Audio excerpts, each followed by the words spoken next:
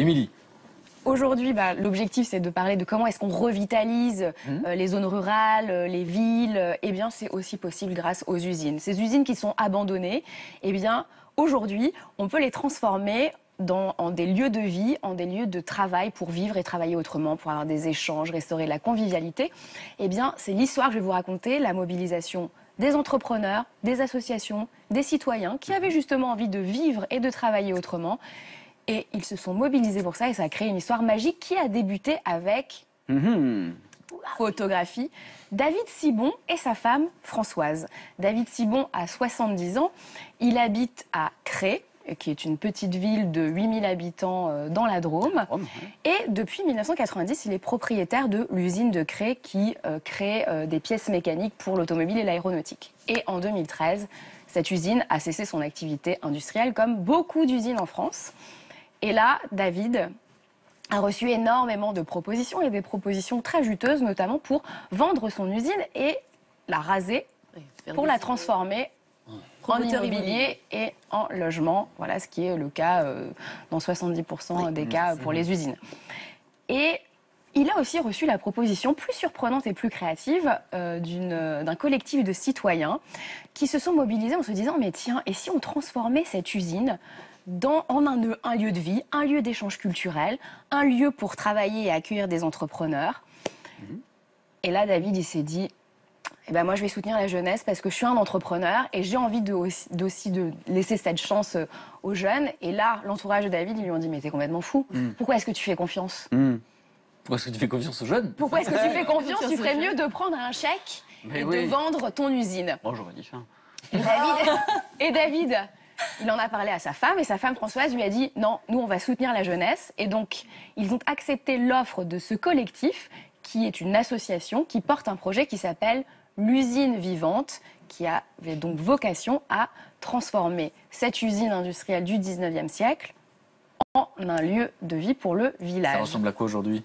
Alors ça ressemble à quoi? Eh bien écoute, il y a 2000 mètres carrés c'était comme ça, hein, tac, tac, tac. d'usine. Donc pour l'instant, il y a 200 mètres carrés qui sont mis à la disposition des entrepreneurs, des associations, des syndicats agricoles, également des artisans qui travaillent en fait dans cet environnement. Il y a également bureaux partagés au fond. Des bureaux partagés. Il y a également des événements culturels qui sont organisés, un festival d'art contemporain, des journées du patrimoine, puisque c'est une usine qui date du 19e siècle, donc ça fait partie du patrimoine industriel, architectural de la France. Il y a des artisans aussi, tu m'avais dit. Il y a des artisans sur 500 mètres carrés en espace extérieur et dans des hangars qui travaillent, donc des menuisiers, on voit de la couture. Exactement. Des ateliers. Donc il y a de la vie. Je ne comprends pas pourquoi ils appellent ça usine vivante. Hein. Usine vivante parce que c'est un projet qui vit, qui est en évolution et qui est donc porté par cette association. Et ça a apporté des choses concrètement, économiquement? Alors économiquement, eh bien, figurez-vous que des entrepreneurs lyonnais, des entrepreneurs de Paris, des entrepreneurs de Marseille, environ une dizaine, sont venus s'installer dans la ville de Cré depuis une année, puisque le projet a été lancé fin 2015, donc il a fêté ses 1 an récemment.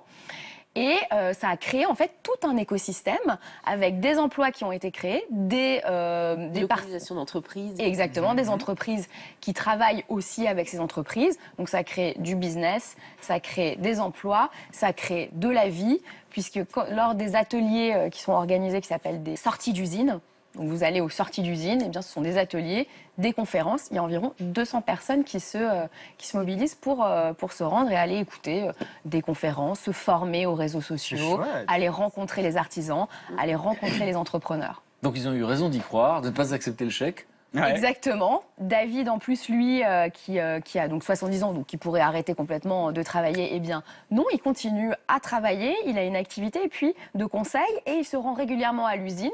Il a monté un petit club d'entrepreneurs qui vont faire du micro-investissement, pas du microfinancement, mais des micro-investissements dans ces petites pépites qui sont aujourd'hui donc 25 à être hébergées à l'usine vivante. Vachement bien. En un an, 25. Réaction, ça vous parle sur plein de plans. D'abord, vous êtes conseiller, vous avez dit que vous faites des conseils en entreprise. Est-ce que vous lui auriez conseillé de faire ça? Oui, c'est tout le débat micro-macro. Et effectivement, il y a de la place pour les micro-entreprises et pour les micro-initiatives pour revitaliser en fait un tissu local. Ça a été ignoré très longtemps, on ne pensait que macro, et en ce moment c'est en train de revenir à vitesse grand V comme source effectivement de création d'emplois, de richesses, etc. Donc c'est complètement dans l'air du temps. Mais ça vous parle, c'est la sensation que vous avez, c'est quoi? C'est que c'est une mode ou que Non, c'est non, au non. contraire un retour C'est une naturel? bonne idée, quoi. C'est une bonne idée, mais ça se voit de partout. il y a un vrai changement tout est en train de changer. Hein. Regardez l'ubérisation, etc. Tout est en train de changer. On est en train d'assister, d'ailleurs c'est passionnant les temps qu'on vit, à une reconstruction de nos modes de fonctionnement, notamment économiques. Et donc ce type d'initiative, je suis sûr et certain, est appelé à se développer. Ça va faire un cas d'école s'il réussit bien.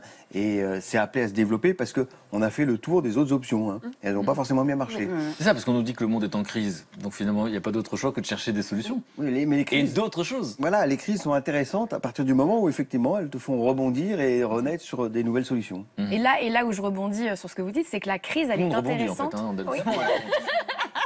Allez, Un vrai rebondissez. bidibule. C'est que vraiment, en fait, la crise, c'est un moment où on a l'impression que c'est un moment de crispation, alors qu'en fait, c'est un moment d'opportunité parce que c'est le moment où vous êtes en mode système D.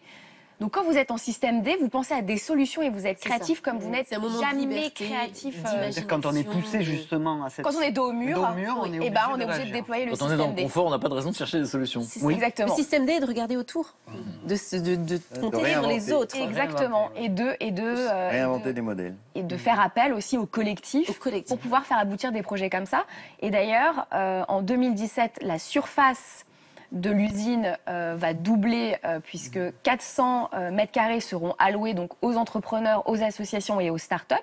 Donc 10 entrepreneurs supplémentaires vont être accueillis en 2017, en sachant que par semaine, l'association reçoit entre 3 et 5 demandes pour intégrer l'usine vivante. C'est Donc remarquable. c'est incroyable. On a envie de faire partie de ce genre de projet en tout Ouais. cas. Merci d'avoir porté notre regard là-dessus, Lydie.